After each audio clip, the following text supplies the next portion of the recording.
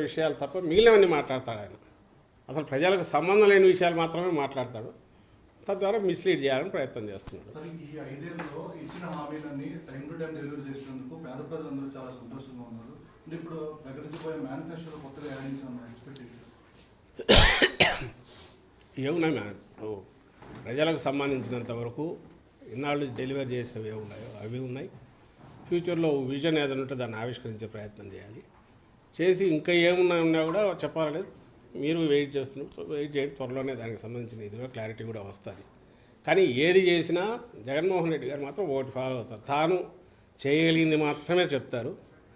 చెప్పినవి మాత్రం పూర్తి 100% 100 చేస్తారు. ఎక్కడన్నా చేయలేక కారణాలు ఏమంటే దానికి రీజన్స్ కూడా చెప్తారు. ఎందుకు పొరపాటు పడినారో అది కూడా ఎక్స్ప్లెయిన్ చేస్తారు. ఉదాహరణకు మద్య నిషేధం అన్నాం, లేదంటే సిపిఎస్ గురించి చెప్పాం. ఆ రోజు అనుకున్నాం, చేయాలనుకున్నాం, కానప్పుడు ఇది కాలేదని ఎందుకు కాలేదో కూడా చెప్తున్నాం. వీళ్ళలాగా మేము చేసినామని బుకాయించడము, లేదంటే మళ్ళీ వచ్చినప్పుడు మర్చిపోతారులే జనం అప్పుడు చేస్తామని చెప్పడం మాత్రం చేయం. ఆయన చేయగలిగినవి మాత్రమే చెప్తాడు. చేయగలిగినవి, అలాగే స్టేట్ భరించగలిగినవి, స్టేట్ను మన దీనికోసం రాజకీయం కోసం దాన్ని ఫైనాన్షియల్ దీన్ని కానీ బలి చేసే రకమైన మాత్రం ఎప్పుడు చెప్పడు. అలాగే తీర్చలేనివి ఎన్ని ఎలక్ట్ అయినాక మనం మళ్ళీ మోసం చేయొచ్చు లేని చంద్రబాబు కదా చేసినట్టు అలాంటి పని అయితే చేయడానికి అంతవరకే చెప్పగలను.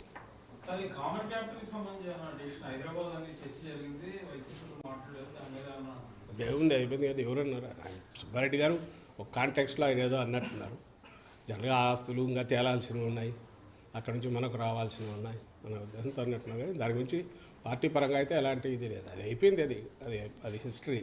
As of now that's history. But at the same time Telangana నుంచి మనకు రావాల్సినవన్నీ మనం రాబట్టుకోవడం ఎట్లా చూడాలి. సెంటర్ కూడా వీలైన త్వరగా విప్పించేది చేయాలా, ఆ ప్రెజర్ పెట్టాలా, అదైతే జరగాల్సిందైతే ఉంది.